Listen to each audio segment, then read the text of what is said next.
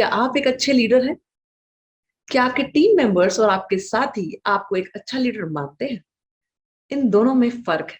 जी हाँ, कई बार अपने ही टीम मेंबर्स के साथ काम करना बड़ा मुश्किल हो जाता है। अपनी ही टीम को मैनेज करना बड़ा स्ट्रेसफुल हो जाता है। इन्हीं सवालों के जवाब के लिए मैं Neha Gupta I am possible India की तरफ से स्ट्रेस फ्री सक्सेस पार्ट 7 में आपका स्वागत करती हूँ। और आज मेरे साथ है कॉर्पोरेट सेक्टर में 26 सालों से सीनियर लीडरशिप पोजीशन पर काम करते आ रहे पावर और एनर्जी सेक्टर के experience leader mister Prasanna Sahu. Hello Neha ji. आपका बहुत बहुत धन्यवाद इस शो पे मुझे बुलाने के लिए। कॉर्पोरेट वर्ल्ड में बहुत सारे चैलेंजेस हैं। मैं खुद 26 साल इस कॉर्पोरेट वर्ल्ड में बिता चुका हूं और काफ़ी चीज़ें मैंने इस कॉर्पोरेट वर्ल्ड से सीखी है। मैं उम्मीद करता हूं लोगों को इस डिस्कशन के बाद कुछ फायदा हो। सो मिस्टर प्रसन्ना, आज के दौर में कॉर्पोरेट लीडर्स हों या बिजनेस ओनर्स, इन सभी के लिए एक बड़ी समस्या है एम्प्लॉय रिटेंशन, उनका टिकना और उनका सेटिस्फैक्शन। इनके लिए आप हमारे दर्शकों को क्या सुझाव देना चाहेंगे? तो जो आपका सवाल है, मैं समझता हूं कि आज के इस समय में, आज के इस डायनामिक एज में, जब ऑर्गेनाइजेशन स्ट्रगल कर रही हैं, एम्प्लॉयज भी स्ट्रगल कर रहे हैं, और पर्टिकुलरली जब ऑर्गेनाइजेशन के पास ये चैलेंज रहता है कि एम्प्लॉय रिटेंशन कैसे की जाए। लेकिन मैं कुछ 4 पॉइंट्स इसमें कवर करना चाहूंगा जो मेरे हिसाब से काफी महत्व रखते हैं। सबसे पहली पॉइंट है, मैं समझता हूँ, creating a circle of safety. Creating a circle of safety is nothing but कि जैसे जिस प्रकार, अगर मान लीजिए जंगल में 3-4 भैंस होते हैं और एक ही बार में एक सिंह, एक लायन स्टार्ट अप्रोचिंग अटैक्स। अगर वो साथ में खड़े रहते हैं तो it becomes very difficult for the lion to attack one of the buffaloes. और वो क्या करते हैं, साथ में अगर खड़े रहते हैं तो एक दूसरे की प्रोटेक्शन कर सकते हैं। सर्कल ऑफ सेफ्टी और कुछ नहीं है। जिस प्रकार सर्कस में हम देखते हैं कि एक सेफ्टी नेट होता है, जब ट्रेपीज आर्टिस्ट अपने करतब दिखा रहे होते हैं, उनको पता होता है in case they fail, they have somebody who will, there is something which will help them save their lives. Circle of safety exactly works like that. और इसमें क्या होता है, जो लीडर्स होते हैं अपने टीम को ये बताते हैं, अगर आपसे कोई गलतियां हो जाए, आपसे कोई भूल चूक हो जाए, तो आपको डरने की आवश्यकता नहीं। आप सेफ हैं। आप अपना पूरा पूरा समय ऑर्गेनाइजेशन में दें। अगर सर्कल ऑफ सेफ्टी ना हो तो इसके रिपरकशंस क्या हो सकते हैं। सर्कल ऑफ सेफ्टी ना होने की वजह से मोस्ट एम्प्लॉयज क्या करते हैं, अपने आधे से ज्यादा समय वो जॉब ढूंढने में लगाते हैं। फिर क्या होता है, अपने आप ही ऑर्गेनाइजेशन की एफिशिएंसी और इफेक्टिवनेस कम हो जाती है। इससे काफी नुकसान होता है। लेकिन जैसे ही आप सर्कल ऑफ सेफ्टी बढ़ाते हैं, कई लोग ऐसे होते हैं, उनको ऐसा लगता है कि इससे बढ़िया ऑर्गेनाइजेशन कुछ है ही नहीं। अगर आज मैं सेफ फील करता हूँ अपने लिए, अपने परिवार के लिए, तो this is the best organisation to work for. मुझे इसी ऑर्गेनाइजेशन में अपने आप को रिटेन करना चाहिए। तो ये पहला पॉइंट है। दूसरा पॉइंट, मैं समझता हूँ कि एक लीडर को एम्पैथेटिक लीडर होना चाहिए। Empathetic leader means, most organisations जो कमर्शियल ऑर्गेनाइजेशंस होते हैं, वो अपने बिजनेस की ग्रोथ और बिजनेस की प्रॉफिटेबिलिटी पे फोकस रहता है उनका। लेकिन इन द प्रोसेस वो भूल जाते हैं कि हम रोबोट्स या मशीन्स या कंप्यूटर्स के साथ नहीं काम कर रहे हैं। हम ह्यूमन बींग्स के साथ काम कर रहे हैं, हम लोगों के साथ काम कर रहे हैं। People those who are full of emotions. और जब आप उनसे इमोशनल कनेक्ट कर पाते हैं तो वो काफी फायदेमंद होता है। क्योंकि एम्पैथेटिक लीडर का मतलब होता है कि अगर किसी के घर में कोई प्रॉब्लम है, तो उसके रिजल्ट्स नहीं आ रहे हैं, उसके आउटपुट उस लेवल पे नहीं आ रहे हैं जो उनसे एक्सपेक्ट की जाती है, जो उनसे उम्मीद रखी जाती है। लोग क्या करते हैं, उनके पास जाते हैं, अपनी टीम के पास जाके कहते हैं आपकी पिछले 6 महीने की परफॉर्मेंस बहुत पुअर है, अगले 3 महीने की परफॉर्मेंस में अगर आपने काम नहीं किया तो आपको हम जयराम जी की कर देंगे। आपने जो ऐसा कहा, या फिर आपने कहा today is your last day, आपको कल से आने की जरूरत नहीं है, आपने दो नुकसान किया अपना। पहला नुकसान, आपने उस एम्प्लॉय को जो समय दिया, कि हर एक एम्प्लॉय की कुछ नोटिस पीरियड होती है, वो जो नोटिस पीरियड होता है, मान लीजिए वो नोटिस पीरियड 3 महीने है, वो 3 महीने तक वो एम्प्लॉय कुछ नहीं करेगा, वो सिर्फ जॉब ढूंढेगा। और आपने ये जो मैसेज दिया पब्लिक में, बाकी लोगों ने जो सुना, जिनके पास अभी जॉब है उनको कहा नहीं गया है, उनके दिमाग में भी ये अलर्ट आता है कि आपने सिर्फ एक को नहीं कहा, आपने बाकियों को भी एक तरीके से वो सीक्रेट मैसेज दिया कि even you are not safe, आपको भी जॉब ढूंढने की जरूरत है। तो आपने वो भी अपना नुकसान किया। तो एम्पैथेटिक लीडर क्या होता है, वो जाता है अपने एम्प्लॉय के पास और उससे पूछता है, आपकी तबीयत ठीक है, आपके घर में सब कुछ ठीक है, आपको हम उतने एक्टिव नहीं देख रहे हैं, आपको कुछ मदद की जरूरत है, आपको किसी हेल्प की जरूरत है, आप कुछ डिस्कस करना चाहते हैं तो आप डिस्कस कर सकते हैं। और एम्पैथेटिक लीडर से क्या होता है, जब इमोशनल कनेक्ट होता है तो सारे एम्प्लॉयज रिटेन हो जाते हैं, उनको अपने लीडर्स के साथ उनके फुटस्टेप्स पे चलने के लिए उनको खुद अपने आप ही वो मोटिवेशन मिल जाता है। तो इसीलिए एम्पैथेटिक लीडर होना बहुत जरूरी है। थर्ड पॉइंट है एम्पावरमेंट। एम्पावरमेंट होता है कि जब आप किसी एम्प्लॉय को हायर करते हैं, हायर करने के साथ साथ आपकी जिम्मेदारी ये भी होती है कि आप उसको सारे तीर तमंचे उनको दें और उनको एम्पावर करें इस लेवल पे कि वो अकाउंटेबल बने। ये उतना ही सिंपल है और उतना ही सरल है जिस प्रकार हम बचपन में अगर क्लास में क्लास टीचर अगर मॉनिटर बनाने की प्रक्रिया होती है तो हर एक बच्चा सोचता है कि मैं भी मॉनिटर बनूं, मैं कुछ कंट्रीब्यूट करूं, मैं टीचर की मदद करूं और स्कूल में मेरी भी कुछ रेपुटेशन हो। तो every employee who is hired, अगर उसको कुछ अकाउंटेबिलिटी और रिस्पॉन्सिबिलिटी दी जाती है और वो एम्पावरमेंट साथ में दी जाती है तो उनको लगता है कि उन्होंने ऑर्गेनाइजेशन के लिए कुछ कंट्रीब्यूट किया, ऑर्गेनाइजेशन के बिहाफ पे कुछ डिसीजन ले पाए। इससे क्या होता है, जो एम्प्लॉय रिटेंशन इंडेक्स काफी बढ़ जाता है और एम्प्लॉय अपने आप को ऑर्गेनाइजेशन का एक हिस्सा मान लेते हैं और बड़े लंबे समय तक ऑर्गेनाइजेशन के साथ जुड़े रहते हैं। इससे ऑर्गेनाइजेशन को काफी फायदा होता है और एम्प्लॉयज को भी साथ में फायदा होता है और एम्प्लॉयज ये भली भांति समझ सकते हैं। एक आखिरी पॉइंट है ट्रेनिंग। मेरे ख्याल से बहुत सारे ऑर्गेनाइजेशंस ट्रेनिंग ना करने की वजह जो है वो ये कहते हैं कि ये वेस्ट ऑफ मनी है, लेकिन ट्रेनिंग करना is not waste of money. Training is like, अगर आपके पास एक देयर इज अ सेइंग, अगर आपके पास 1 महीने का समय है युद्ध करने के लिए तो आप कम से कम उसमें से 3 हफ्ते समय निकालिए कि अपने तलवारों को, अपने तीर तमंचों को तैयार करें, उनको धार दें। तो ट्रेनिंग वही काम करता है। तो ट्रेनिंग आदमी को रेडी करता है, उनको सज करता है, उनको तैयार करता है कि वो जो डे टू डे चैलेंजेस हैं इंडस्ट्री में, जो कंपटीशन को फेस करने के लिए उनको जरूरत है नॉलेज की, काम करने के तरीके को जानना और भली भांति अपने काम को अच्छे से निभाना, अपने जो रेस्पॉन्सिबिलिटीज है उनको भली भांति निभा पाना, उसके लिए ट्रेनिंग की बड़ी आवश्यकता है। ट्रेनिंग एक कंटिन्यूअस प्रोसेस है, it is not a one time process. अगर आप देखें, हर एक एम्प्लॉय जो एक लेवल से दूसरे लेवल पे जाता है और जब वो जूनियर लेवल से मिड लेवल तक जाता है और मिड लेवल से सीनियर लेवल तक जाता है, हर एक स्टेज पे उसको ट्रेनिंग की आवश्यकता होती है। कुछ ऑर्गेनाइजेशंस ट्रेनिंग ना करके वो सोचते हैं उन्होंने ऑर्गेनाइजेशन को बेनिफिट किया, लेकिन ऑर्गेनाइजेशंस को नुकसान होता है, क्योंकि कुछ लोगों का ये भी मानना है ट्रेनिंग करने के बाद एम्प्लॉयज छोड़ के चले जाते हैं, लेकिन ऐसा नहीं होता। ट्रेनिंग करने के बाद एम्प्लॉय को ये पता लगता है कि उनमें कुछ नई चीजें आई है जो सिर्फ ऑर्गेनाइजेशन ही दे पाई है। वो ऑर्गेनाइजेशन में काफी जुड़े रहते हैं, वो ऑर्गेनाइजेशन से जो सीखते हैं वो ऑर्गेनाइजेशन के डे टू डे कामों में उस चीज को इन्वॉल्व करके ऑर्गेनाइजेशन की बेनिफिट कर सकते हैं।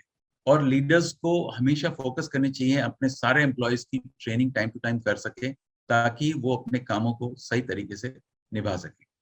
सो माय फ्रेंड्स, अगर आप अपने टीम मेंबर्स को खुश रखना चाहते हैं तो मिस्टर प्रसन्ना के दिए इन 4 टिप्स का खास ध्यान रखें। ऐसे लीडर्स बने कि आपके आते ही साथियों में एक ऊर्जा भर जाए, आपके टीम मेंबर्स को लगे कि अब सब कुछ मुमकिन है। आपकी टीम के साथ आपका रिलेशन कुछ ऐसा होना चाहिए कि वो बेझिझक अपने मन की बात आपके साथ कह सके। अपने टीम मेंबर्स को भी पावर और अथॉरिटी देना ना भूलें और लास्ट, उनकी ट्रेनिंग और स्किल डेवलपमेंट पर समय समय पर काम जरूर करते रहें। अब प्रसन्ना जी, अब एक दूसरा सवाल मैं आपसे करना चाहूंगी कि आप खुद पावर इंडस्ट्री में लीडरशिप पोजीशन पर हैं आपको क्या लगता है ऐसी कौन सी मिस्टेक्स, गलतियां लीडर्स अपनी पोजीशन में कर बैठते हैं जिनके कारण उन्हें अपनी टीम को मैनेज करना हमेशा स्ट्रेसफुल रहता है? ये काफी आपने बहुत इंपॉर्टेंट सवाल है, मैं कहता हूँ कि, और इसकी रेलेवेंस काफी है आज के समय में, क्योंकि काफी डायनामिक सिचुएशन हो गया है। ऑर्गेनाइजेशंस की एक्सपेक्टेशन लेवल बहुत ज्यादा बढ़ गई है, और लीडर्स भी कई बार जाने अनजाने बहुत सारे मिस्टेक्स कर लेते हैं जो वो शायद चाहते नहीं है, लेकिन शायद उनसे ये हो जाता है। इसमें पहली चीज है कि हम अपने टीम को अलाउ नहीं करते बात करने के लिए। क्या होता है, मोस्ट ऑर्गेनाइजेशंस में हम अपने लीडर्स की एक्सपेक्टेशन होती है कि वो बात करें और टीम उनकी बातें सुने और उनकी बातों पे अमल करे। पॉइंट ये है, ऐसा हर वक्त नहीं होता। बहुत सारे ऐसे प्रॉब्लम्स होते हैं जिनका सॉल्यूशन टीम के पास ही अवेलेबल होता है, लेकिन सिंस टीम सोचती है वो एम्पावर्ड नहीं है और उनके लीडर्स शायद उनकी बातों को पसंद नहीं करेंगे, इस वजह से वो अपना कंट्रीब्यूशन नहीं दे पाते। मसलन अगर कोई इंपॉर्टेंट मीटिंग चल रही है, जब टीम को बोलने की जरूरत है, वहां लीडर्स बोलते हैं और टीम सुन के चुपचाप बाहर आ जाते हैं, उसमें क्या होता है, जो बाकी जो अच्छे आइडियाज हैं वो कभी डिस्कस हो ही नहीं पाते। तो क्या होता है, आप भी अगर एक एग्जाम्पल है कि अगर आप मान लीजिए आप कुछ खरीदना चाहते हैं, आप एक वॉशिंग मशीन खरीदना चाहते हैं या एसी खरीदना चाहते हैं, जब आप शोरूम में जाते हैं आपके पास ऑप्शंस बहुत सारे होते हैं, तब आपको अच्छा लगता है उनमें से किसी एक का चुनाव आप करें। उसी प्रकार जब एक रूम में, एक कंपनी में एक बहुत सारे पॉइंट्स डिस्कस होते हैं, बहुत सारे सॉल्यूशंस डिस्कस होते हैं, उसमें से सबसे आइडियल सॉल्यूशन कौन सा है, जब टीम उसको पूरी व्याख्या के साथ उसको डिस्कस कर लेती है, तो लीडर्स के पास काफी अच्छा मौका होता है कि ना सिर्फ इस तरीके की एक्ट से वो अपनी टीम को मोटिवेट करें, बल्कि उस चीज का चुनाव करें जो सबसे आइडियल है अपने ऑर्गेनाइजेशन के लिए। तो इसीलिए लीडर्स को हमेशा अलाउ करना चाहिए, अपने टीम को एनकरेज करना चाहिए वो बात करने के लिए। सेकंड जो पॉइंट मैं समझता हूँ, आस्क फॉर हेल्प। बहुत सारे लीडर्स हैं, आप ऐसा नोट करेंगे कि ऑर्गेनाइजेशन में उनको कई बार क्या होता है, इंपॉर्टेंट मीटिंग्स में वो इस चीज को भूल जाते हैं कि वो खुद भी इंसान है। We are all human beings, we need help from each other, we are not super human beings. So इसका मतलब ये है कि अगर मान लीजिए कुछ, एज अ लीडर अगर मैं अपना एग्जाम्पल लूं, अगर मुझे कुछ समझ में नहीं आया, तो मुझे अपने टीम से इन चीजों को पूछने के लिए संकोच नहीं करनी चाहिए। अगर मैं संकोच करता हूं क्योंकि मुझे समझ नहीं आया और मुझे ऐसा लगता है कि मैं अपनी ईगो को कंट्रोल नहीं कर पा रहा हूं, इससे ऑर्गेनाइजेशन का नुकसान होता है। क्योंकि जब आप इस झूठ के साथ आगे बढ़ते हैं कि आपको सब कुछ क्लियर है, और ड्यूरिंग द प्रोजेक्ट एग्जीक्यूशन ये पता लगता है कि मुझे मालूम नहीं है बहुत सारी चीजें, तो टीम बड़ी जल्दी इस चीज को देख लेती है। तो उससे क्या होता है कि एक जो माहौल होता है, वो जो रेस्पेक्ट होता है टीम जो अपने लीडर्स के लिए रखती है, वो रेस्पेक्ट खत्म हो जाता है। तो ये काफी बड़ा ट्रैप है जिसे जितने भी इंडस्ट्री लीडर्स हैं उनको बचना चाहिए। ये करते हुए उनको हमेशा, अगर उनको कुछ समझ नहीं आया अपनी लाइफ में, they should not spend their life lying, hiding and faking. क्योंकि क्या होता है, जब आपको समझ नहीं आया, झूठ बोलते हैं, हाँ मुझे क्लियर है, और आप उस चीज को फिर इम्प्रोवाइज करने की कोशिश करते हैं, नोइंग क्लियरली दैट आपको वो सब्जेक्ट ही पता नहीं है। तो और अगर मुझे किसी की हेल्प की जरूरत है, मुझे कोई संकोच नहीं होना चाहिए, मुझे आगे बढ़ के लोगों से मदद लेनी चाहिए। थर्ड पॉइंट है, डोंट माइक्रो मैनेज थिंग्स। क्या होता है, बहुत सारे छोटे बड़े ऑर्गेनाइजेशंस ऐसे होते हैं जहाँ पे वन मैन शो होता है। वन मैन शो मीन्स एक छोटे बिल को क्लियर करने से स्टार्ट करके एक बड़े से बड़े टेंडर का साइनिंग ऑफ होना, वो सारे जो एक सिंगल पर्सन से एक ही आदमी करता है, और ये काफी डिफिकल्ट होता है। क्या होता है, इससे बहुत सारी चीजें, अगर वो ट्रैवल कर रहे हैं 7 दिन के लिए, तो 7 दिन तक वो सारी जितनी चीजें पेंडिंग होती है उनको 7 दिन के बाद आके खुद ही उनको क्लियर करना पड़ता है। और इससे क्या होता है, ऑर्गेनाइजेशंस की ग्रोथ लिमिटेड हो जाती है। ऑर्गेनाइजेशंस में जो मूवमेंट होता है, जो डायनामिक्स होते हैं, वो काफी स्लो हो जाते हैं। और यही वजह है कि बड़े ऑर्गेनाइजेशन जो मल्टीनेशनल जो ग्रो कर रहे हैं, क्योंकि उन्होंने अपने जितने भी काम करने का तरीका है इसको डिसेंट्रलाइज करके रखा हुआ है। every entity, every individual can take decisions within their own jurisdiction. इसका मतलब यह है कि हम अपने दायरे में हैं, हम अपने काम को बिना किसी दिशा निर्देश के हम अपने आप ही कर सकते हैं, हमें किसी को कुछ बताने की जरूरत नहीं है, क्योंकि we are fully empowered to take such decisions. तो ये बहुत जरूरी है। अगर हम हर चीज पे माइक्रो मैनेज करेंगे तो क्या होगा, हर एक आदमी जो अपना काम है वो छोड़ के वो वेट करेगा अपने लीडर्स के लिए कि आप मुझे बताइए तभी मैं आगे इससे काम करूंगा। तो उससे ऑर्गेनाइजेशन की ग्रोथ रुक जाती है। लीडर्स को ये करते हुए भी बचना चाहिए। लास्ट है, do not set wrong examples. मैं एक एग्जाम्पल के साथ बताना चाहूंगा। हम लोग अक्सर देखते हैं कि किसी कस्टमर का फोन आता है और हम अपने जो लीडर हैं, चाहे वो जनरल मैनेजर हो, वीपी हो या एग्जीक्यूटिव डायरेक्टर हो, वो जब अपने सीनियर एम्प्लॉयज के साथ डिस्कस कर रहे होते हैं और कोई इंपॉर्टेंट कॉल आता है, कोई कस्टमर उनसे बात करना चाहता है और शायद वो प्रॉब्लम उनके सॉल्व करने में उनको थोड़ा सा समय लग रहा है, उनको थोड़ा ज्यादा समय की जरूरत है। इंस्टेड ऑफ सेइंग क्लियरली कि ये थोड़ा सा समय लग रहा है, लीडर्स क्या करते हैं, मोस्टली अपने एम्प्लॉयज को फोन पकड़ाते हैं, उनसे ये कहते हैं कि आप बता दीजिए मैं सीट पर नहीं हूं। जब इस तरह की चीजें होती हैं, ये देखने के लिए काफी छोटी सी चीजें लगती है काफी, बट इसका इम्पैक्ट जो होता है काफी बड़ा होता है। मैं आपको बताऊं इसका इम्पैक्ट कैसे बड़ा होता है। इसका इम्पैक्ट बड़ा ऐसे होता है, जब इस तरह की चीजें होती हैं तो इसके दो नुकसान होते हैं।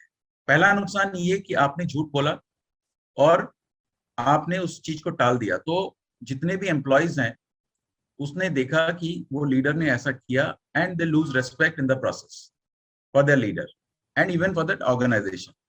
सेकंड प्रॉब्लम क्या है? सेकंड प्रॉब्लम ये होता है कि एम्प्लॉयज को ये एक ट्रेंड मिल जाता है, when they are in trouble, when they are in problem, उनको भी उस तरह का काम करने के लिए वो उनको आजादी मिल जाती है। वो सोचते हैं कि अगर हमारा लीडर इस तरीके का काम कर सकता है तो हम भी कर सकते हैं, और वो अक्सर ऐसा कर लेते हैं। तो ये जो चार चीजें मैंने बताई ये काफी इंपॉर्टेंट है, और मुझे ऐसा लगता है जो लीडरशिप टीम है या फिर इंडस्ट्री लीडर्स हैं, उनको इन चार चीजों को करते हुए बचना चाहिए, ताकि वो अपनी टीम को सम्मिलित कर सकें और एक ऑर्गेनाइजेशन का भला कर सकें। Thank you so much Prasanna ji. आपने इतनी अच्छी गाइडेंस और टिप्स हमारे दर्शकों को आज दिए, जिससे कॉर्पोरेट हो या छोटा कारोबार, अगर फॉलो करेंगे तो सभी लीडर्स के लिए एम्प्लॉय मैनेजमेंट और रिटेंशन का स्ट्रेस काफी हद तक कम हो जाएगा। क्योंकि स्ट्रेस को दूर करने का सिर्फ एक ही मंत्र है, और वो है चेंज, यानी बदलाव। So friends, I am possible India के साथ अपने माइंड को ट्रेन करते रहिए और हमारी वीडियो देखते रहिए। नमस्कार। वीडियो के टॉपिक या चैनल से रिलेटेड कोई भी क्वेरी या सजेशन हो तो हमें लिख भेजिए व्हाट्सएप या ईमेल पर। फ्री सेशंस के लिए डिस्क्रिप्शन में दिए लिंक को क्लिक करें और ज्वाइन करें हमारे व्हाट्सएप ग्रुप को। So friends, make life stress free with I am possible India.